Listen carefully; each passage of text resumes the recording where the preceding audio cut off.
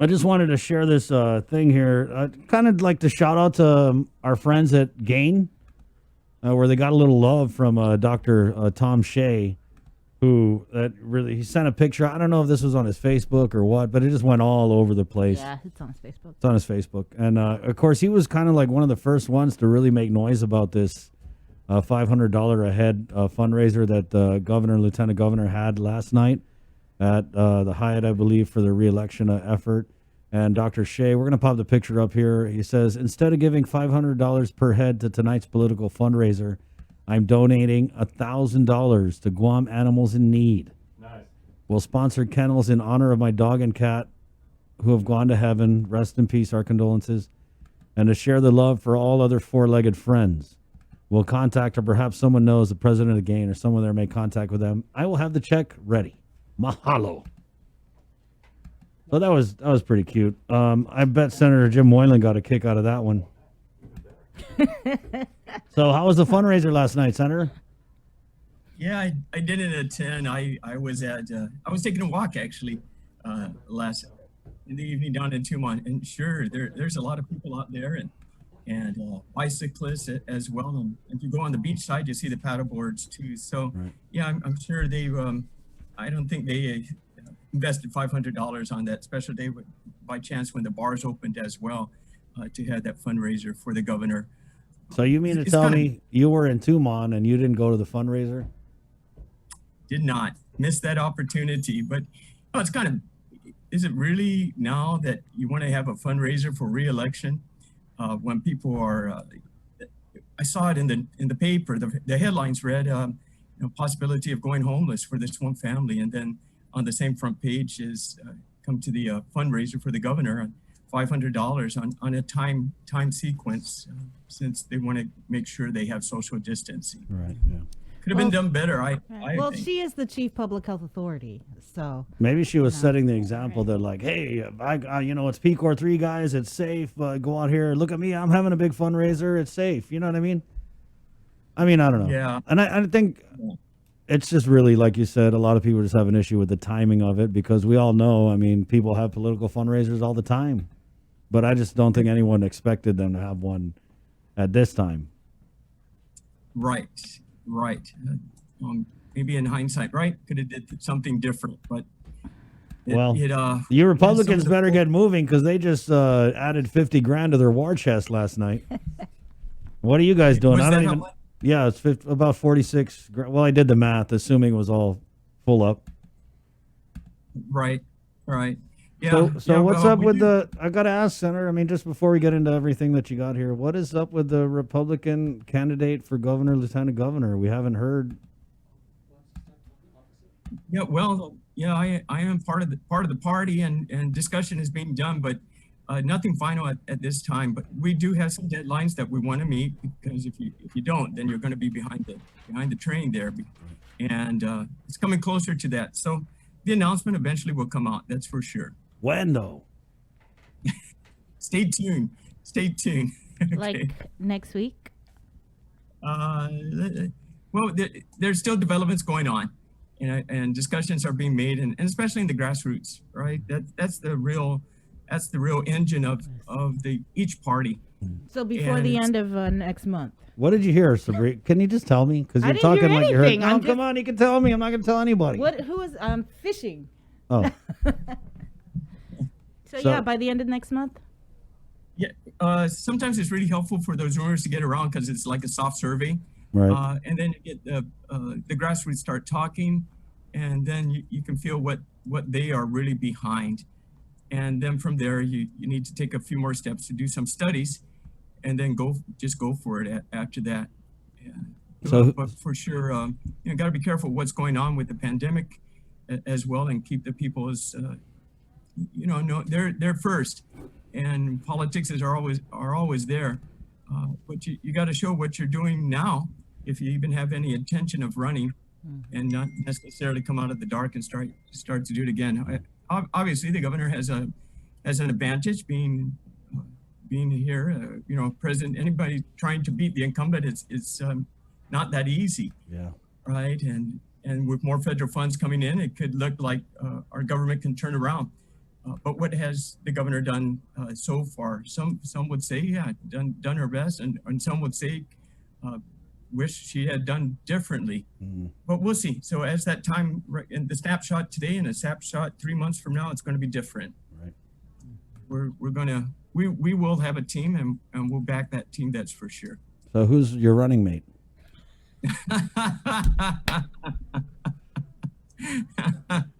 we can talk about that, Chris. Are you interested? You know? How about Bree? Come on, Bree. Totally. That would be a great. Sabrina, I'm telling you guys. Yeah. He's like, I ain't having it. All right. So let's switch gears here. I know that you had wrote another letter to the governor, and this was about the RISE Act. Yes. Yeah. The RISE Act, as we know, became law the end of December. Right. Signed it in before the new year, and this is one of the bills we were on the floor as the last bills to be discussed in the 35th Guam legislature. It was spent a lot of time on it. We even made some amendments to it to even strengthen it even further. But the governor decided to lapse this into law, right? And this would have given $800 to individuals who qualify and $1,600 for family. And that was the amendment I co-sponsored to basically double what the original bill had said. And that's how we came up to that amount. And the funding for this is discussed general fund, but also not to touch that until all federal funds were used, priority use of federal funds. But here we are in a couple of weeks. This is going to be 2 months old. We know our situation with the PUA. We're still waiting for Congress to take some action on that. We're hoping for the best. But in the meantime, you know, this bill became law and it was lapsed into law. And I want to know, what's the plan, right? Do we just lapse something into law knowing it's an unfunded mandate, or are we still planning to use it when the federal money comes on in? I haven't heard a definite on that. And I think the people, when this became law, are expecting it. We need some answers. We need some transparency. We need to know the economic plan. And this law, Public Law 35-136, would be good for the people. Whether or not this $600 million is coming, you know, and how it's going to be distributed, I think that's the important part we want to know today. Dedicated to this. It has a deadline on the public law of December 31st, 2021. And if we don't use it, then it's over. But the governor's intent, she let it lapse into law, you know, and then dedicate it, then make it happen, or tell us when it's going to happen to give some hope back to the people of Guam. In the meantime, just I don't want to see it dropped. And I do recall hearing, I think BBMR, Lester discussed this a little bit, basically saying there's no money. So, you know, there was no money then too, but she let it lapse into law. So you're anticipating money to come in, then dedicate that money. It's $30 million. Dedicate that money to this public law and start putting it on. The law says that the DRT has 30 days once we start to get this rolling to start issuing. So tell us the plan, Governor, and that's what I'm hoping to do. You know, I did meet, surprisingly, I did meet with the governor and Chris Duenas, Senator Chris Duenas, discussing Bill number 11, and we had that opportunity to discuss that with her, which we're awaiting her signature. That passed. We're waiting her signature on that, or her decision on that. But during that conversation, the governor did mention to me, you know, Jim, I get all your letters, but I don't answer them. So, you know, you can just give me a call. And I did call her on my previous letter. I wrote her something as well. And I'll be calling the governor on this letter to have that conversation. What'd you say when she's like, I don't answer him? Did you say like, hey, what's your problem? Or why are you being stuck up? Or No, I said, basically you have to understand, right? And respectfully though, you know, that's a request. I represent voters. I represent the second branch of co-equal government. And it would be, I think, the right thing to do, whether you're in favor or not in favor, to respond back. But that's where the governor is. Doesn't want to answer, wants a phone call. I can do that as well. But I'll continue to make the the letters. It's written, and we can share it, and people know what we're discussing about. And it's almost like a pen pal. Once in a while, I get an answer, or once in a while, I don't. But I'll make that call, and it seems to be at least we'll continue that conversation. I did ask for a comment and a reaction to your letter from Crystal Palco San Augustine, the governor's communications director, yesterday after I got it. But unfortunately, I didn't receive a response or a reaction to it. But, this morning I went back through our files to look at the interview with Lester Carlson from BVMR. And that was about a month ago here on the link. And I remember we had asked him about RISE. And you're right. He said that there's no CARES Act money left. And he was optimistic that perhaps maybe with this new round of federal assistance, probably from the $661 million, if we do get that amount, that we might be able to use it to pay it. But like you said, we just don't know when we're going to, or how much we're going to get. But so you haven't heard anything else from the governor or anyone from Adelup regarding RISE? No, nothing at all. And it's unfortunate, right? I think the majority of us at the legislature want the economic plan. We have our own bills to go on out there and to help the community, the finances especially, right? But where is the economic plan of the governor, right? We're expecting 600 million plus to come on in, and by now I would think you would have some plan to discuss that. So the sooner we get this plan, then we can look at what we can do as legislatures to help support that, or also offer our ideas, just like what we're doing with this public law here in my letter to the governor. Hey, don't forget this, Governor. Hey, this is necessary. That's what we lacked in the 35th, the transparency coming on out with the original CARES Act at $17 million. Imagine if that's going to continue with $600 million. Where are we going to be able to find where this money is going? Where are these contracts being given to? If it's the same thing as what we're seeing, then it's going to be a lot of FOIAs coming from Chris and you, Bree, and others as well, and senators too, FOIAing, right? That's not transparency. Is the governor required though to provide any sort of report to the legislature on how she plans to spend this money? I mean, I know I saw in CARES 1, we saw that tentative budget breakdown for the money we received, but is there any sort of legal requirement or anything like that she would have to let the legislature know, hey, 661 million, 50 million for quarantine, or whatever it is? Right. We did have a public law with that as well, the 35th, but those reports were never provided. You can put it into law, and if it's not followed and there's no repercussion from that, well, that's how it goes. I remember the initial report for the 116 million. It was maybe 3 pages. So much for this department, that department, and I think there was even an $800 computer bag that was put on there as well. But they can change that decision at any time if they want to. They go back to your Organic Act. When the federal money is provided, then it's the purse of the governor, and the legislature has no say. But it's important. Yes, it's fine. It's the purse of the governor. We understand that, but be transparent about this, so we know where it's being given to.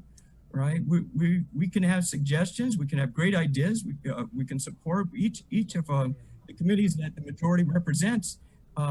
They're the voice of these departments, and they know what they need, and that's why we should be distributing it. We all our senators get these continuous calls for assistance and help, but we don't have the answers. And if we have a plan that we can follow and support, then that's what we need. But it seems like if we're changing this as it goes along, or we're not sure what's happening at this point, we're really behind the curve.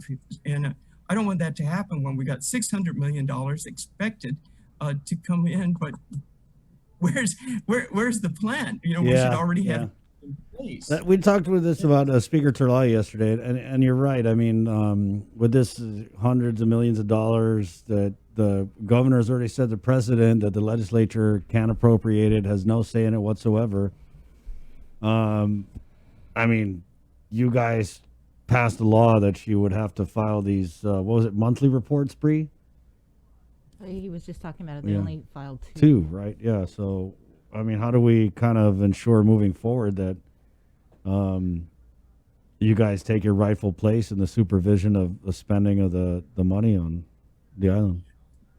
Right. Well, Bill 11 in the 36th Guam legislature that was voted on, I think we have an 8-6 vote on that in favor, would have at least allowed the legislature to look at before the 30-day renewal of the pandemic emergency to ask these questions on the floor, right?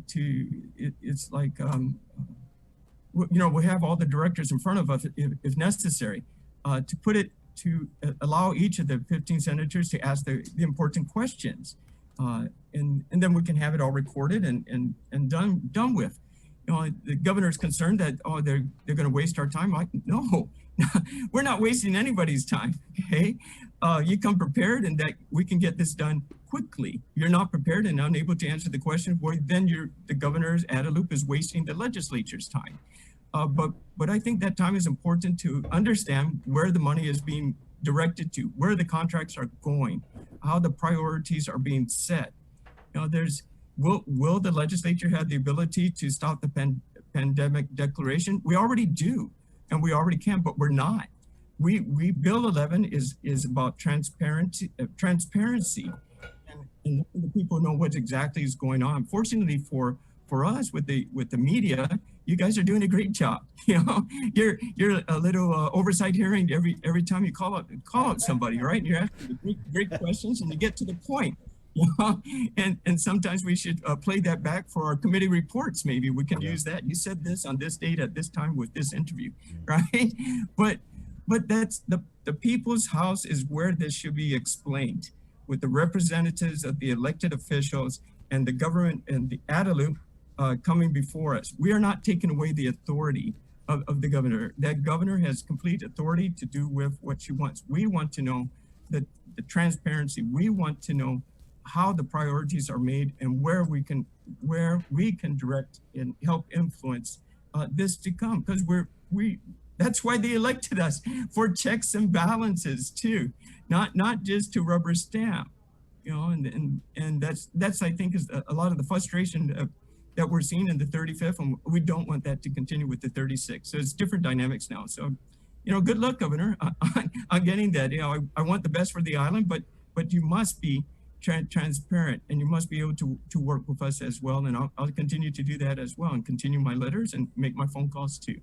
I mean, I don't know what's stopping you guys from playing clips from interviews on the floor during hearings. I mean, I can send you some. Let me know in your next hearing. I'll send you a bunch of clips. That will be interesting. Yeah. Sure. I mean, it's multimedia. Sure. You guys got to get. It's 2021, Senator. Come on. Senator, I know you were actually the one that had requested Speaker Terlahi to call for that oversight hearing when the allegations were coming up at the government quarantine facility with certain nurses.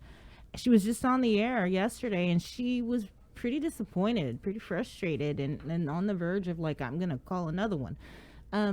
What about on your end, and what is your reaction to the fact that public health is not, wrapped up anything with that investigation? Right. Yeah. I last I recall, I think they were requesting the assistance from Department of Administration regarding timesheets. Right. Sure, it's going to take a little bit of time, but this is a priority, right? This is our frontliners that are out there, and if it's endangering the public health and the procedures of the pandemic and at our quarantine facilities as well, then that should be an issue, right? When you're fighting a war, you still gotta take care of these things. If the things are going bad, you gotta address it. I'm sorry, it's going to take some redirection, and you got to use that effort and resolve it quickly. The longer it drags on, it's not helpful at all for the public opinion and for the co-workers of that agency, because they wouldn't feel safe as well, right? And there creates doubt, and you get the troops a little bit disappointed, and then where's the morale as well? So you got to kick it in the butt right away, and then resolve it. If the director feels that this is satisfying for him and no further actions is required, say it, right? If we're still investigating, well, then find out why it's taking so long. It needs to be resolved quickly. That's a serious accusation. It could mean lives are involved, and let's get it done. If it's a misunderstanding, okay, but get the answer now. And I myself, as the speaker, am not happy with the long process. Please don't let this go to the Attorney General's office or anything like that. Just solve it now. The director, you have the authority to do that, and then just stand behind your decision. Right. Well, it seemed like there was some sort of temporary or interim resolution, as we've heard, and the speakers heard, that these nurses have been moved from what we're hearing to the port clinic. Yeah. Fit right in down to the port. Have you heard that? Have you also heard that? I believe on one of your interviews, when I was listening as well, I did hear that some reassignment was made, which is okay, but I don't think the situation still needs to be answered at the end of the day. So get it answered. Is it no longer a priority to them? No, because if one got away with it, maybe there's others. If it is true that it shall continue, but if we show that we're hard and we want things done properly, then that's the bar that is set. If we're just going to put things aside and move people around, then how does that help? Yeah. I don't think it does. Well, you were co-sponsor. You signed up on that bill regarding official misconduct with Senator Brown. It had its public hearing yesterday, but I don't think there were. Did anybody show up to testify? I don't think I saw anybody. No, there was no testimony for or against. So basically, we had the opening remarks by Senator Brown, which was very good, and the other senators were able to express their point of view on that bill as well. So public hearing was completed, and now committee reports are next, and hopefully we can get this on session floor for voting. But it's about, again, it was official misconduct on the job, right? You had the trust of the public to perform your duties, whether you're behind the counter or you're out in the field, right? But those duties were mishandled. You cheated the people of Guam. You took advantage of the people of Guam. It hurt the people of Guam. You're providing a public service for the people of Guam. Whatever department that they're in my experience, was in Department of Corrections, right? And those things are very. It gets scary, actually. When I was there between 90 and 97, same issues are still there today. And if you can't trust the officer that you're in there with, it's questionable, right? And you can't perform your duty, and then you can't also, the inmates can't trust you as well. 95% of those inmates are going to be released. They're not in there for life. But it's the safety of co-workers, and it's the safety of those that you're rehabilitating in this instance in the Department of Corrections. Senator, I heard when you were talking, and I think you'd also referenced Senator Joseph Augustine, who is he a former police officer? So yeah, and I got it that you were a DLC guard, and what you said about going to work at the prison and not knowing if your coworker has your back or is going to stab you in the back. It kind of really resonated, I felt. Yeah, that's right. I mean, we have people bringing in money that were employees, drugs, employees bringing in that as well. But your duty every day is, I was a parole officer there, and I had to go in and interview the clients or those incarcerated. And just sitting in there wondering, is this door is going to open or not? Can they hear me yell for assistance or not? You don't know. Somebody want to set you up. That's always going to be there. But unless we are stern with our rules and regulations, if we make it too lax, how does that help? We need to be tough, and that's for the safety of the island and doing our mission. And it's unfortunate, but I agree with Senator Brown that if you are charged with official misconduct, well, I'm sorry. The people of Guam gave you an opportunity. You missed that. Now find other employment. Yeah. Go ahead. Because you are a former Department of Corrections officer, we actually had Joe Carbolito on a couple of weeks ago, or maybe even last week, and I'm not sure if you heard that interview, but there was the discussion about this retention. Chris, you know more about it. The retention fee or retainer, because they're losing officers. They're going to different agencies because they make more money at these agencies. So and they're trying to do something with a differential pay or something to retain them. Right. Yeah. Have you heard anything about that? Yes. We've introduced a bill for the post-attraction retention and incentive plan.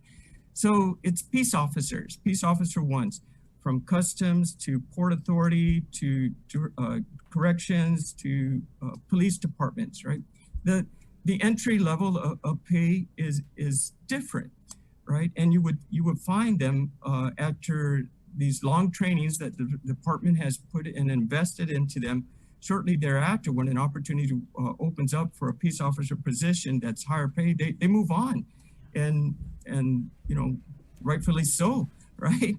It's understandable. So how do we make that equal? So the bill is trying to work with the post, basically saying, so if you're a peace officer one position here, identifying the positions so they're equal. It's not saying what the payment should be, because that's another situation, but equal across the board. So if the officer does wish to transfer, then he transfers as a sergeant over there, or coming from GPD to DOC, or likewise. So it's equal. So if they're not necessarily leaving because of the pay situation, but they wish just a change in career. So the law needs to be adjusted to help peace officers, because this has been going on for a very long time. So I'm hoping this one will get passed, or at least get a public hearing, and I'm talking with the committee chair on that as well, and the post office, the post board too, and possibly in March we will have a public hearing to address this. Okay.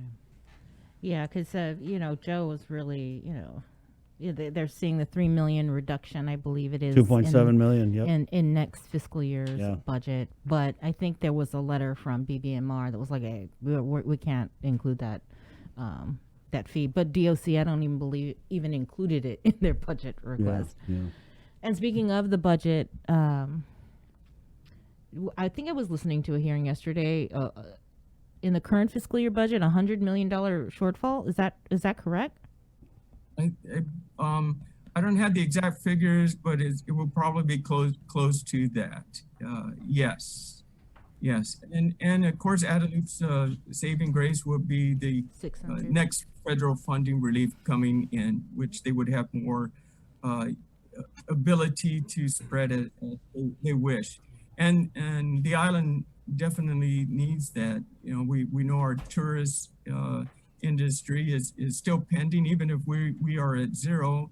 I don't know where our tourist base is coming from, where their situation is. So until they say they can come in or not, we know we need to diversify.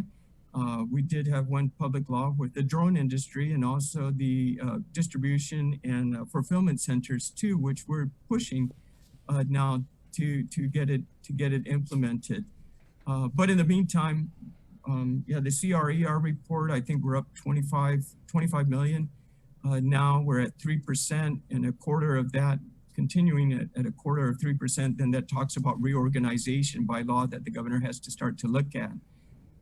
It's not looking good at all. So we'll just have to really, the federal government looks at like a bailout for us now, and that's why it's important, like what we tried to do with Bill 11, to have that transparency so we can ensure this.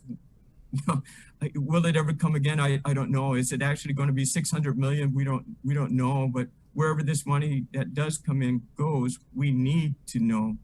and we need to know how it's spent properly. And that's why we had to get back to making sure our government employees are following that straight line, and making sure our directors are on top of them to make things. It's got to be stern. It's got to be done right. And when troubles come up, then we got to take care of it right away. Well, the congressman is back on island. Have you, or maybe even, have you heard if there's going to be any meeting with the congressman, and maybe to update senators on what's happening in Washington with this federal assistance package? I haven't seen any release yet coming out officially to all the senators. I would look forward to that. And I'll be reaching out to our congressman while he is on island, just to have a sit down talk with him, and all the things that he's doing, and seeing how we can continue to work for additional funding for the island of Guam, and get some clarifications on a few things as well. So I'll be making that appointment time personally for myself. All right. Thanks. Anything else, Senator? Let's see.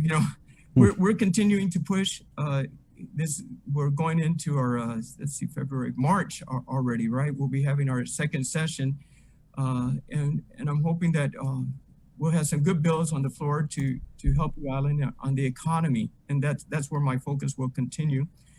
As well as I'm also concerned with our drug epidemic on Guam too. I'm working on some measures.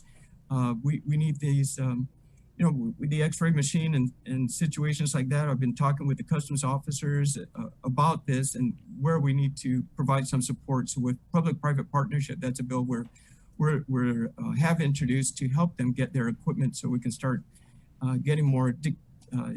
Looking at these drugs that are coming into our island and stopping it before it comes on the street. So I'm continuing to fight, and I'm enjoying my first few sessions with my new team in the 36th Guam legislature. I just want to thank you folks, Bree and Chris and Jason and Little Joe there, for all that you guys do. And I look forward to talking to you throughout this session. So thank you very much. But real quickly, I'm glad you reminded me when you mentioned drugs, because you did send a letter to the lieutenant governor or the governor on the 15th regarding this memorandum of understanding between Guam Customs and the Postal Service.